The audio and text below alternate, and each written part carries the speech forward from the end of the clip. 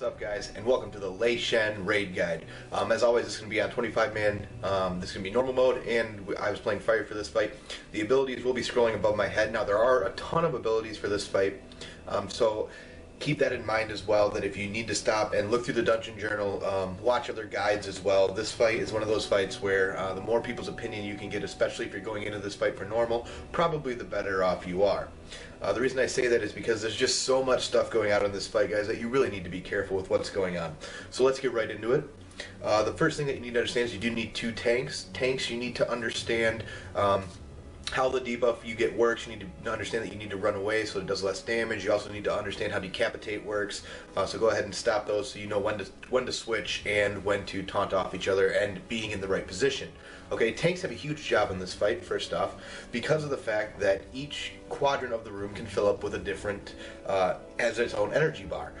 You need to tank Lei Shen by the conduit in the back corner so that it starts filling up this conduit. If you do not do that, he will start doing damage to the raid. It's not good, so just don't do that. Make sure you're tanking him out there.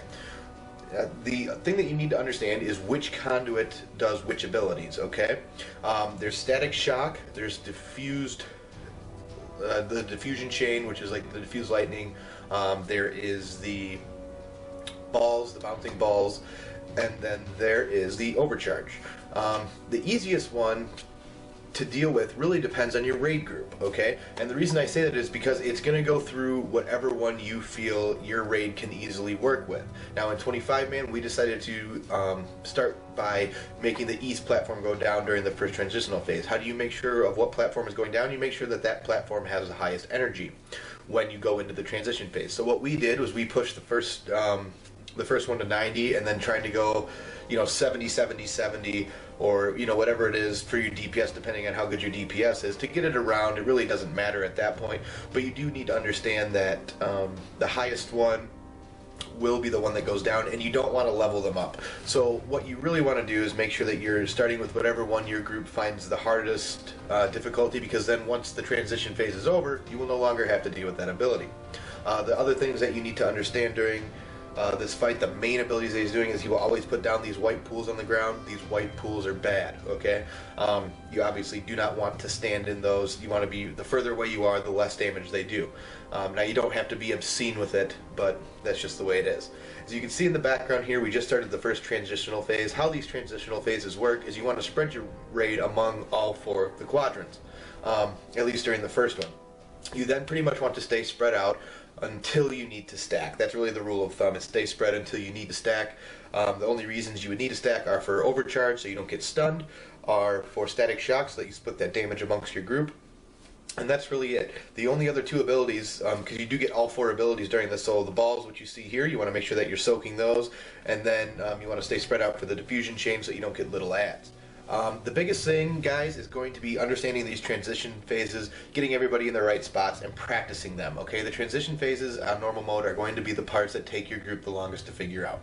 I say that in pretty much all confidence because what happens is the really great thing that Blizzard did with this fight is every single person is responsible to have a job. You cannot have that one derper in your raid, especially in 10-man, if you're going to get this boss down. You really need to understand how everything works, how the mechanics work, and get comfortable with them quickly, because every single person is responsible for knowing what to do with each buff, or you will wipe. Trust me, I've seen it 50 to 100 times. Anyway, so after the first intermission, that corner of the platform will be full of lightning. You don't go there, it hurts you, you get out of that. You then have the three platforms to work with.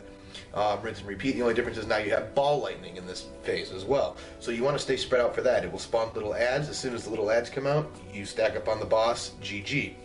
As you can see here, I just got overcharged, and we had overcharged leveled our thing, so we had two overcharges going off. So that's not the best thing, but that's what we had. The next thing you need to understand is during this second phase he does lightning whip, which is the purple thing that you see on the ground right there. Don't stand in lightning whip, it's bad.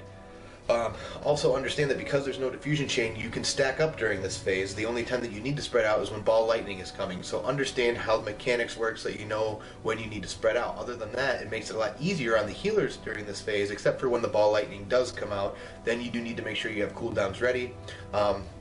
But that makes it a little bit easier, at least for positioning wise. Everybody's going to be on the same place. And again, it's rinse and repeat going into the second phase transition using this. You'll still get the same abilities from the other 3 platforms, but you won't get the 1 ability, okay? You do get Lightning Whip, you still do have the circle on the ground. That's phase 2. We popped Hero in phase 2 because this seemed to be our trouble phase, and we found that it was easier if we could make this phase go as quickly as possible, okay? And then you go into the second transition phase. Now, once you go into the second transition phase, again, now you only have 3 quadrant to work with, so the only part that really that you really have to worry about is spreading out, right? But it's really not a huge deal. Again, it's rinse and repeat. It's the same thing as before. Just split up the group that was in the platform that is now destroyed. Just split them up into another quadrant, so that way everybody's kind of evenly spread out throughout the room. Makes things a lot easier. The nice thing about the second phase transition is, besides the spreading, it's actually a lot easier to deal with because you don't have as much to deal with, and there's more people to soak damage, making it a little less strenuous on your healers. Keep in mind, guys, during these transition phases, the boss is not hittable. So if there's not a target in range, that's probably a good thing. So DPS, like, just the best thing to do in these transition phases is to just make sure that you're doing your job. Am I supposed to be stacked? Am I supposed to spread? Am I supposed to soak the balls? Make sure that you know what you're doing. It is absolutely imperative. If you can get through the second transition phase, guys, with everybody alive, this fight is GG, okay? The reason I say that is because now, in this phase, you go to, he'll add wind in the third phase, which will blow you around. He does the little white pool that you run away from, that does a lot more damage, and ball lightning you still need to stack up for, but really it's just a burn phase at that point while staying spread out, and then you stack up for the ball infusion just like the last phase. You stay out of the thunder, out of the white circle just like phase 1 and 2. And then the only other thing that you really need to deal with is the wind mechanic, and that just kind of blows you around, and it's not anywhere near as strong as oh gosh, what is it called? As like G-Kun. It's nowhere near that strong, as it's more of a Blade Lord pushback than anything else, if you remember that. So you can do this fight though rather easy. You do still have Lightning Whip that you have to deal with. Again, guys, this is one of those fights. It's very it's going to be very time consuming for your group when you get here. You need to understand that you're going to spend a long time learning each phase, but the nice thing is as you get more and more comfortable, you start working yourself further into the fight. You just need to make sure that you're sound, that you're focused, and you can down this boss, and you'll get this boss down, you'll get your achievement, and you'll get your epic Lei Shen loots, and you'll have the tier clear.